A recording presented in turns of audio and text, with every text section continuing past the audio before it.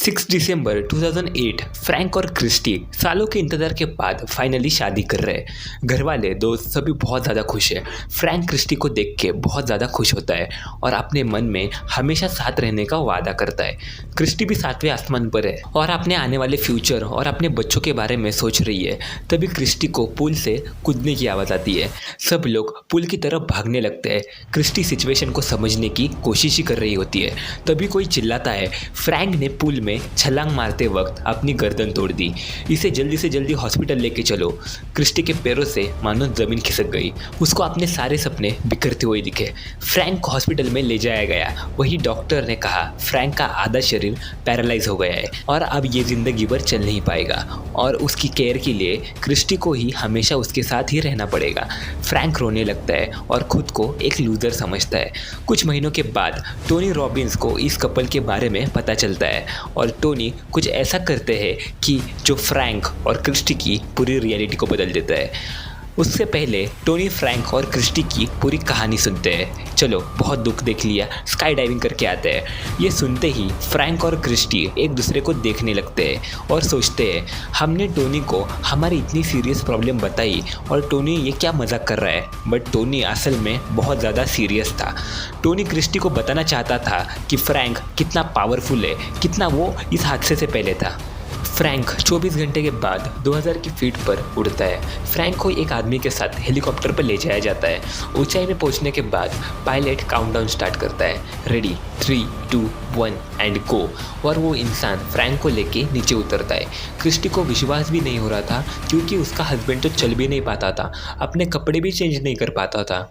वो इतनी ऊंचाई से छलांग मार के स्काई डाइविंग कर रहा है। जब फ्रैंक पैराशूट से ज़मीन पर लैंड करता है तो वो बताता है ये मेरी लाइफ का सबसे डरावना पल, सबसे ज़्यादा पावरफुल था। क्रिस्टी को ये देखकर फ्रैंक पर कॉन्फिडेंस आता है और क्रिस्टी टोनी के नेक्स्ट चैलेंज के लिए तैयार होती है।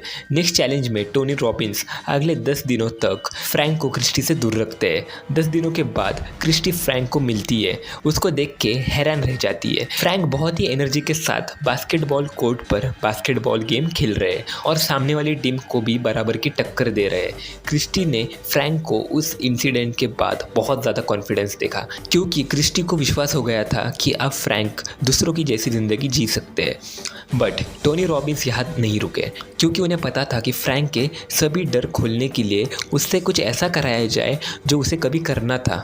एक्चुअली फ्रैंक ने टोनी रॉबिन्स को बताया था कि उसे हमेशा से ही रेगिस्तान में ट्रक चलाने की इच्छा थी। तब टोनी ने डिसाइड कर लिया था कि फ्रैंक का तीसरा चैलेंज यही होगा और अब तक फ्रैंक इतना कॉन्फिडेंट हो गया था कि उसने ये चैलेंज झट से एक्सेप्ट भी कर लिया। कुछ दिनों के बाद ही क्रिस्टी और उसकी पूरी फैमिली फ्रैंक को डेजर्ट में ट्रक चलाते वक्त देखती है और क्रिस्टी को कभी भी उम्मीद नहीं थी कि उसकी लाइफ में फ्रैंक कभी ये सब कुछ कर पाएगा भी। मानो इन 3 चैलेंजेस के बाद फ्रैंक को अपनी पहली वाली ज़िंदगी मिल गई थी।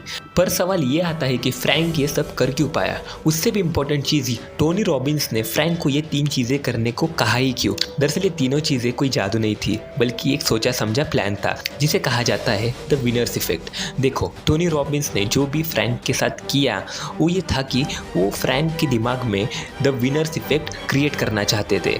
विनर्स इफेक्ट का मतलब है कि जब हम 1 या 2 बार जीतते हैं तब हमारी बॉडी को लगता है कि अब हम और जीत सकते हैं और बाद में हम एक्चुअल में जीतने लगते हैं। टोनी रॉबिन्स फ्रैंक को इसी माइंडसेट में लाना चाहते थे, इसलिए फ्रैंक से उन्होंने 3 डिफ़िकल्ट चीज़ें करवा